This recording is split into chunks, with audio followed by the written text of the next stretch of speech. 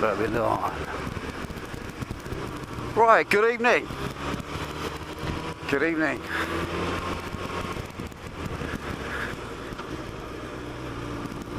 I hope you like the obvious new aspect. Something a bit different. Although it's bouncing around a bit. Right. Good evening, good evening. Welcome back to Delboy's Garage.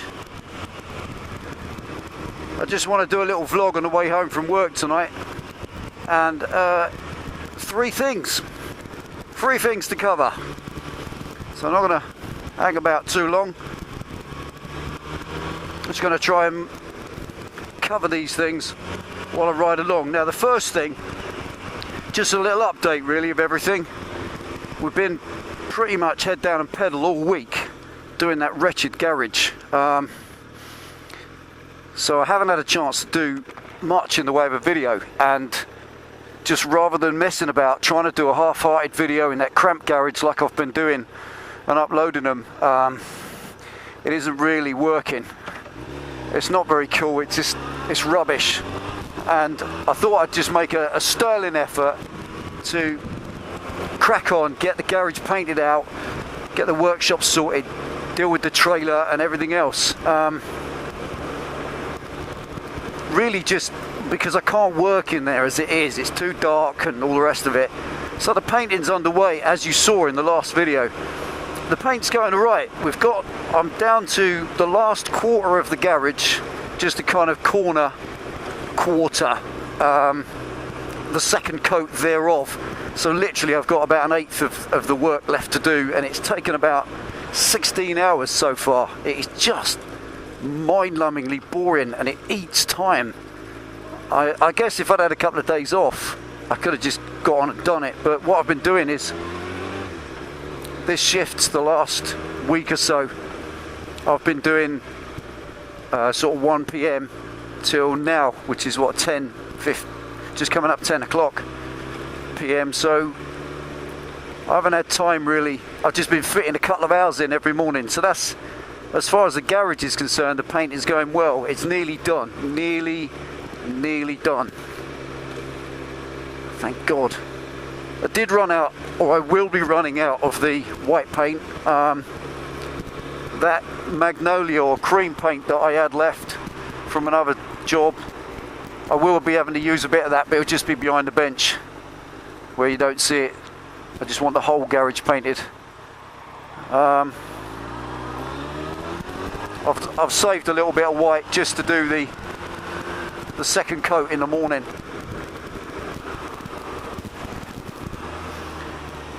And then that'll be that, I'll call it done.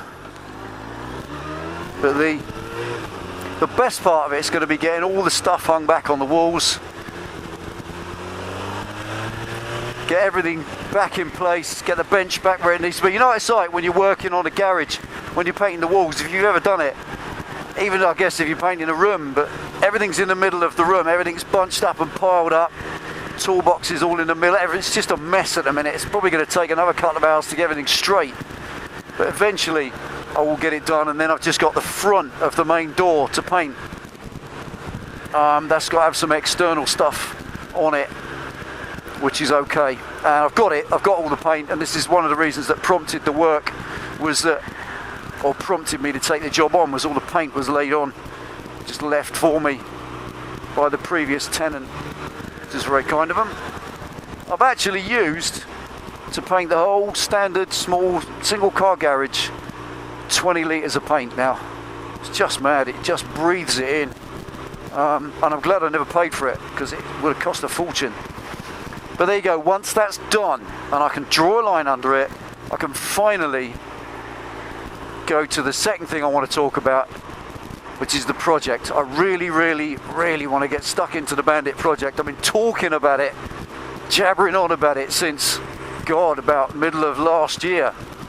Mainly because I want to fight at the Bandit, the old damage pile. What I did was build it in a rat bike styly,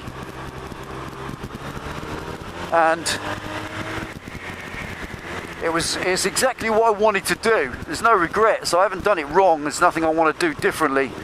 I've just had enough of it as it is. Some of me saying don't go on doing everything you've done, because that's just counterproductive. You know, the rope, the chains, the scrim, all the welding on the engine cage. Hundreds of hours invested in that Bandit. And it's been difficult to decide what to do with it, because you're kind of undoing everything you've done. But then a bike like that, it changes. It's going to change. I just think it's time for a new incarnation of the Bandit. It's time for it to be reborn as something else. The most famous rat bike in this country is known as the Changeling, and it belongs to somebody I know, a chap called Nick Sampson, who's the editor of a brilliant bike magazine called 100% Biker.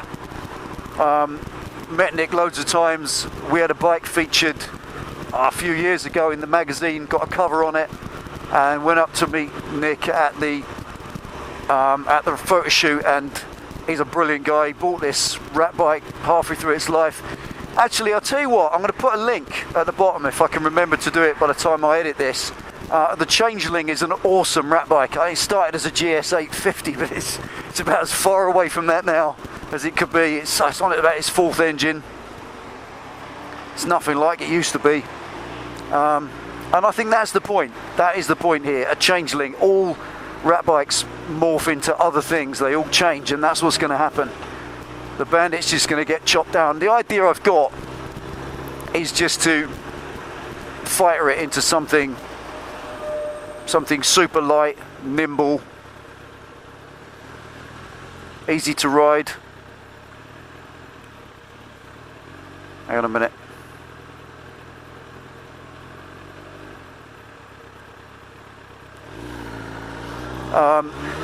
You know, I've toyed with the idea of taking the long swing arm off, making it short and stumpy. I love the knobblies, kind of a bit of a wheelie bike, but don't know. It'll morph on its own.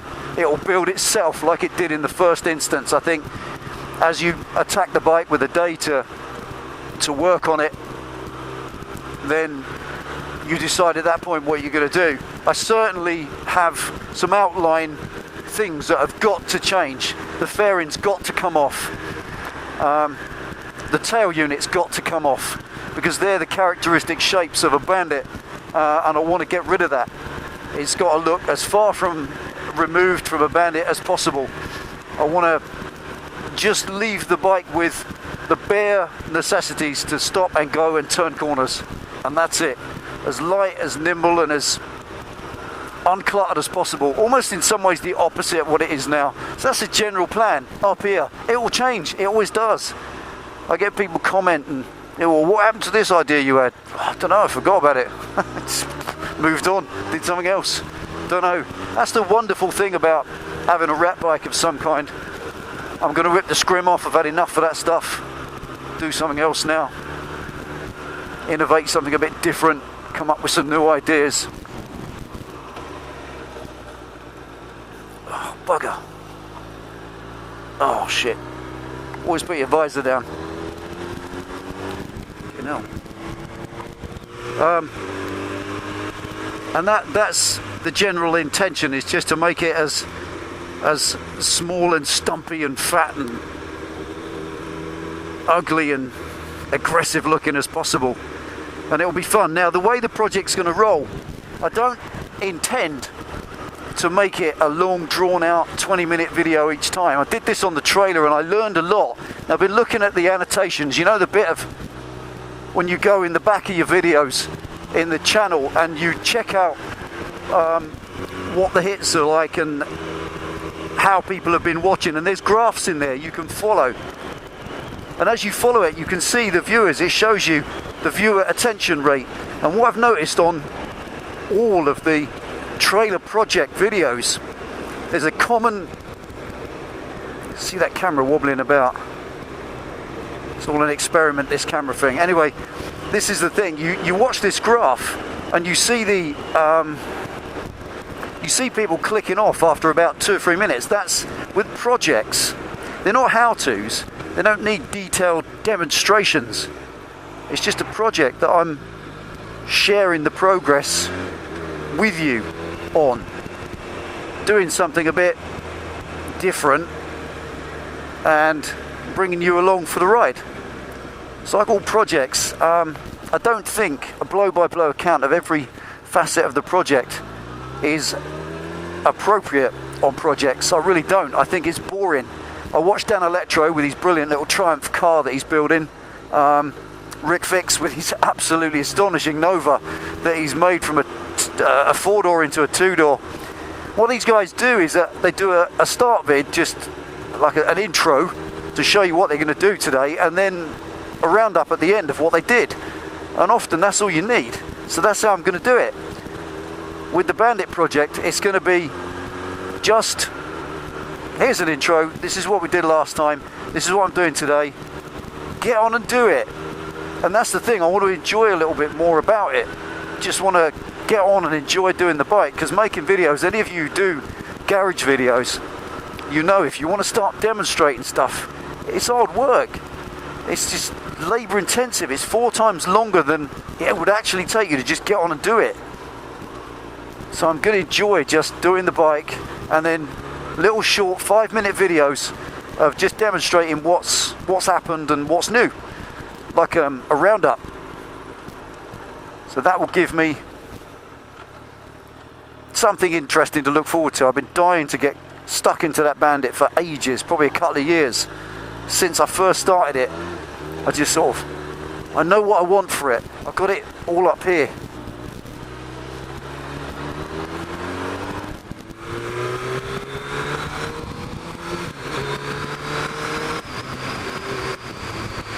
And it's just executing it, as they say, just putting it into practice.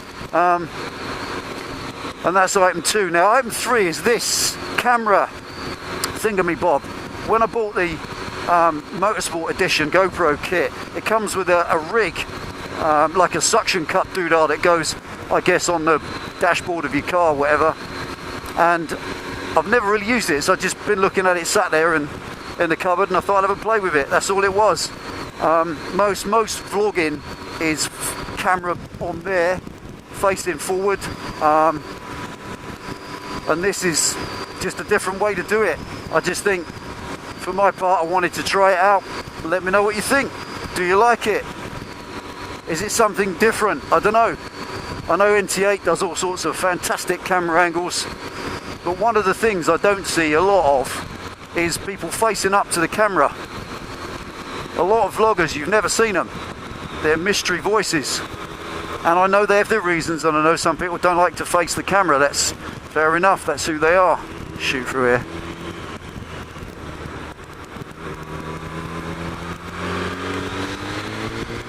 So I'm just trying this out, it's just an experiment. Just a little bit of feedback. Let me know what you think. I quite enjoy it. It's nice to have someone to talk to. It's like having company.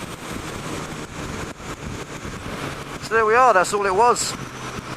Little experiment with this. I don't know if the camera's wobbling around too much. I think the weight of the rig is just stuck to the screen, so the screen's not stiff enough to sort of hold it, but I can deal with that. If I like it, if it looks good, I'm gonna perhaps build a little bracket or a frame that I can hold it with. But there we go, that's all it was. Garage is nearly done. Looking forward to starting the Bandit as soon as I can. Really itching to get cracking on that. All sorts of plans rattling around up here I want to put into practice if I can. And finally, just, I wouldn't mind some feedback. What do you think of this? I know it's wobbling about, and I can deal with that. I just like the whole vlogging to camera thing. It's a bit different. When you watch Top Gear in there, featuring cars, you don't just see a view through the screen and a disembodied voice. You see the person sat in the car doing a piece to camera, and I kind of want to get into that. I like it, but on the bike. So there we are. Thanks for tuning in and watching Delboy's Garage. That's been a little video log. Catch up. Take it easy, ride safe. Summer's here, out on the road most evenings doing little rides. That's evenings when I'm home before now, 10 o'clock. So ride safe, folks. See you next time.